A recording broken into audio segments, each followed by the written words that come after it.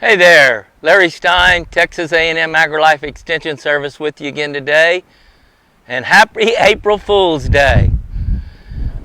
Not really sure how April Fool's started, but it's just really a cheerful way to start spring. So a lot of people play practical jokes on a day like today, so hopefully you haven't been caught in too many of those.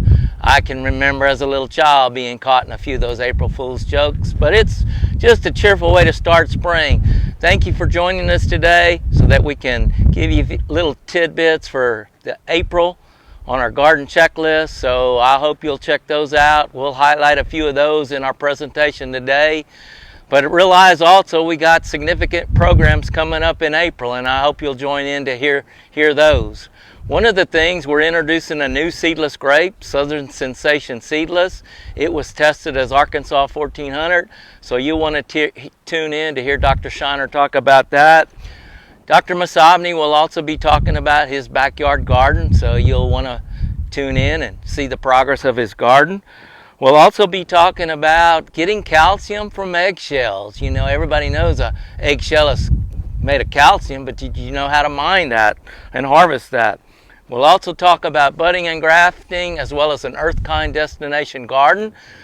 And that's just a few of the topics. We have a few other weeks where we're going to fill in with different things, so I hope you'll join us for that as well. So we have a full month planned in April, and so happy you joined us today. Today we want to spend a little time talking about wildflowers. You know, now is prime wildflower time. You know, a lot of people think you plant wildflowers in the spring, but actually you plant them in the fall. The big thing that we're talking about today is blue bonnets. You know, we've given you a few hints about blue bonnets as far as maroon blue bonnets and red blue bonnets, and we want to talk a little bit about that today. So in nature basically you have three types of blue bonnets. You have a white blue bonnet that's wild. You have the regular blue bonnet, blue bonnet, which is this one. And then what's even most rare is pink, And so you will find pink sometimes in the wild as well. The only place we ever found pink here in the San Antonio area was south of the Alamo from the river. And you know, there's some people that want to relate it back to the Alamo, but I don't think that's what it was. But anyway, these are the three basic colors. And a lot of people believe that Texas A&M bred the maroon blue bonnet, and nothing is further from the truth. What Texas A&M did, Dr. Jerry Parsons, is he found pink. He isolated pink by itself, and so that the pink would cross with itself, and by following that and saving the seed, he was able to develop this red color. Actually, he developed maroon first and then red. So here is a red, and this is maroon. And so if you have these colors in your landscape right now and you want red, you have to pull everything else out. Or if you want this color, you pull everything else out. They want to be blue. And so if you don't pull the blue ones and you want these other colors, they're naturally going to go back to blue. Now this is Ladybird Johnson blue. This is the main blue that's sold on the market today. It produces a lot of seed and also has a deeper dark color.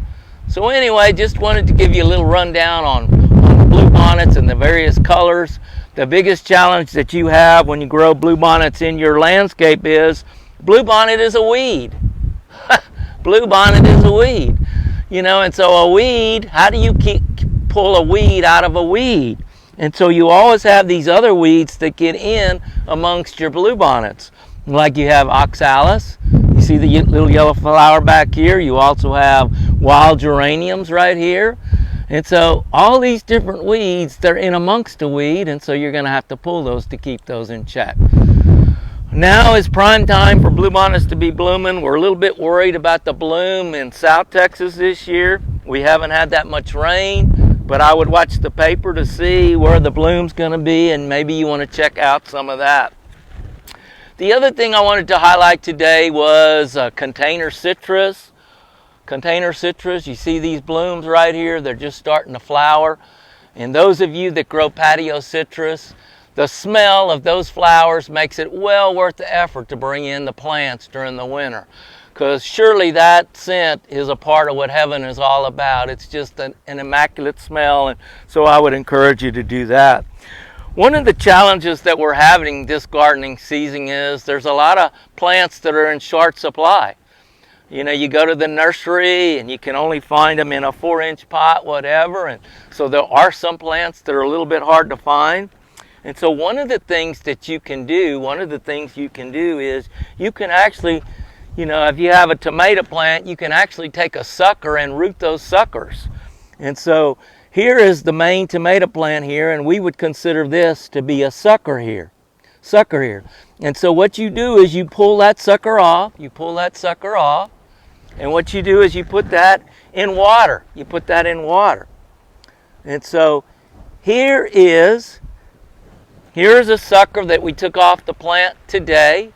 Here is a sucker that's been in water about 2 days, and you see it's starting to swell, starting to produce roots right there.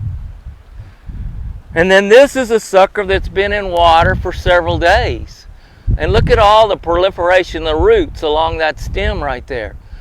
And so if tomato plants are in short supply, you can't find the variety you want, you find a single plant, you can go ahead and root your suckers and extend the number of plants you have, increase the number of plants you have. And so that's a simple way to do that if you find a plant that you want. So here's a plant that has been rooted, now planted up in a little pot. We'll grow it up into a gallon container and then we'll set it out. So an easy way to increase the number of plants that you might have. Another challenge is seed is in short supply. You know, a lot of people carry seed over from year to year. And so what you need to do if you carry seed over it, you need to store it properly now so that you have it for next year. So check out these lima beans right here. They were harvested in 2020, so this is the 22 planting season. So you're not sure if they're going to be good unless you test them. And so what you want to do is you want to do a simple germ test. And the way you do a germ test is you get yourself a paper towel, and you moisten the paper towel. You put the seed inside of it, and then you put it in a plastic bag, you put it on top of the water heater, and you see how many seed germinate. So you see with these squash right here, we're almost at 80%. Cucumber looks like we're at 100%. So you can check your seed before you plant it to know that you got good seed. And so what I would encourage you to do is to store this seed. You know, this seed is not inexpensive, so it needs to be in a closed container. A Ziploc bag works extremely well. We have people that take paper bags and put it inside a Ziploc bag, and then you want to put these in the crisper of the refrigerator. And a lot of these seeds will keep 2, 3, 4 years. I've been planting carrot seed for about 25 years now. Seed that I carried over from Stephenville, so it's actually longer than that. And so if you keep this seed, you can carry it over and actually continue to plant for several years. One of the things we wanted to check in on today was how we did with our rose pruning. You know, we had a lot of interest in pruning roses. A lot of y'all got out there and pruned your roses. And so what we were trying to do is we were trying to stimulate new growth. And so if you look at this shoot right here is already grown 1 foot. 1 foot already. And then we have the strong, vigorous growth coming here. That's what you were trying to do with these rose bushes. Push out this strong growth that will do a good job of blooming all spring long. And so that is why we cut them so hard. You know, we didn't have a shoot down here, and so we cut it way back down in here, and so we're forcing out these strong, vigorous shoots. So this is a regular rose. This is one of the bush roses. You see, we cut it hard as well, and you see all the new shoots that are coming in on that. So hopefully those of you guys who were pruning your roses, you cut them hard enough, you're seeing this significant growth. One of the things you want to do now is actually fertilize the roses. Also, spring is prime time to have a spot on them. things like that, different diseases. And so what you want to do is, if you're wet, you need to think about spraying fungicides. Here in South Texas, we hadn't had a good rain since October, and so if it stays dry, disease is not going to be a big issue. But anyway, realize this is prime time for that to be happening. Last two things we want to touch on the garden checklist today are weeds. One of the biggest challenges you have in your garden, whatever plants you grow, are weeds. You know, in any plant that's out of place is a weed. So like in this pile of weeds here, we have henbit. It's always a real challenge. You have hackberry trees that come up, planted by the birds. You have rescue grass right there. So all these different weeds, a big challenge. We already talked about them being in amongst your wildflowers as well. So this container right here holds 1 pound of weeds. You know, when I put this container on the scale, it weighs 1 pound. 1 pound of weeds. It takes 80 gallons, 80, put that in your brain, 80 gallons to grow 1 pound of weeds. And there it is, 1 pound of weeds. So that's 80 gallons of water, guys, 80.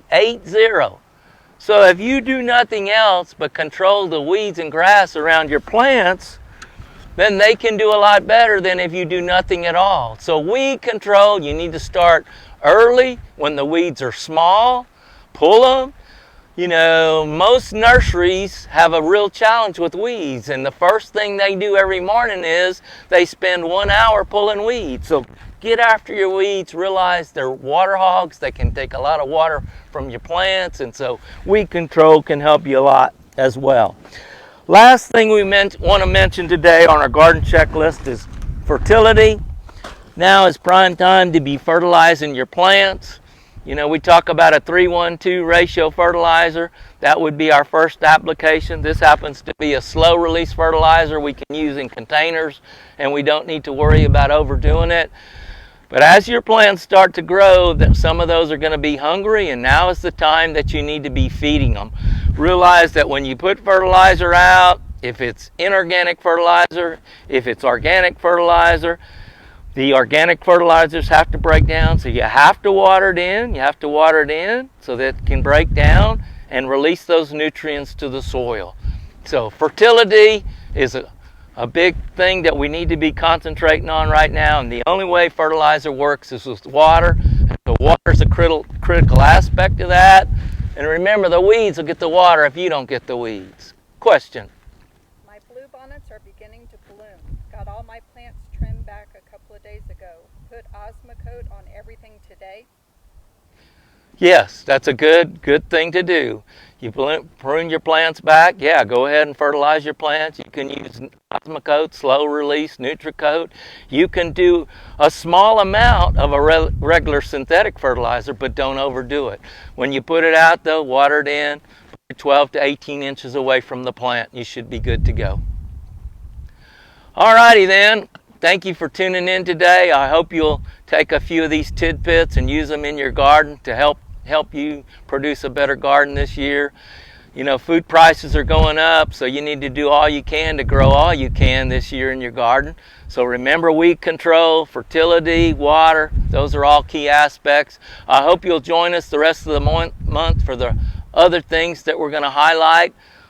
And be sure to check out our garden checklist so you get a few more tidbits. The last thing I didn't mention right here, this pecan tree. You see this wet residue. It's like it's wet right there. Now a prime time that you can have early season aphids. Aphids come in and you can just blast them off with a shot of water if that happens. So anyway, the best thing that you can do for your garden is to have your shadow out there. If you're out there looking, you can stop a lot of things before they get too bad. So thank you for joining us today. It's been my pleasure to share some information with you. Hope you find it useful. And until next time, this has been Larry Stein, Texas A&M AgriLife Extension Service, and send us some rain.